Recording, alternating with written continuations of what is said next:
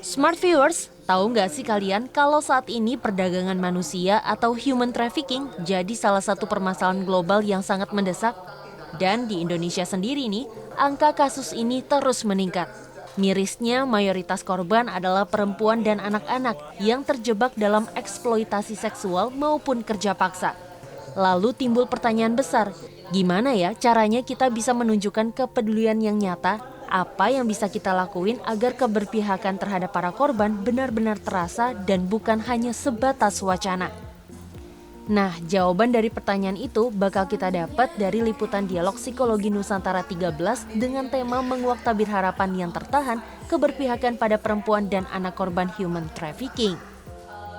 Acara ini ngehadirin tokoh-tokoh luar biasa, yaitu pendiri Yayasan Puan Amal Hayati yang merupakan istri Presiden keempat Indonesia, Ibu Sinta Nuria Wahid.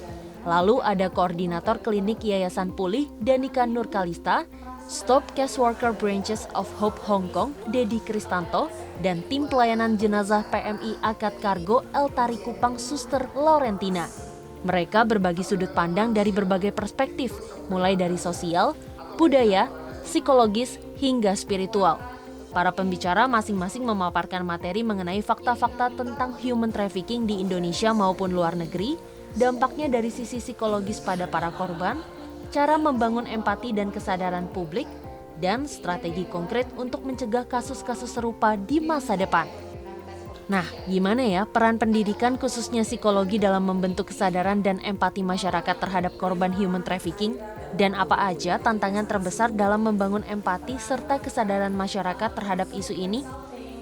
Banyak psikoedukasi, jadinya memberikan edukasi terkait psikologi, meneliti dan juga memberikan kampanye ya, kalau misal komunikasi kampanye yang bisa membantu masyarakat untuk lebih aware, lebih tahu mengenai dan mengembangkan empati mengenai kasus-kasus seperti kekerasan gitu ya, sehingga mengembangkan empati bagi masyarakat. Untuk lebih peduli adalah kita harus membuka pikiran, kita harus juga bisa belajar untuk menempatkan diri kita pada posisi yang mungkin tidak biasa kita rasakan, karena dengan kita belajar menempatkan diri di posisi orang lain, itu akan membuka pikiran kita dan juga akan mengembangkan empati, dan tidak lagi kita akan mengambil judgement yang terlalu terburu-buru ya. Dan harapannya dengan seperti itu kita juga bisa mencari solusi yang bermanfaat bagi kita semua gitu ya, dengan kita punya pikiran yang terbuka.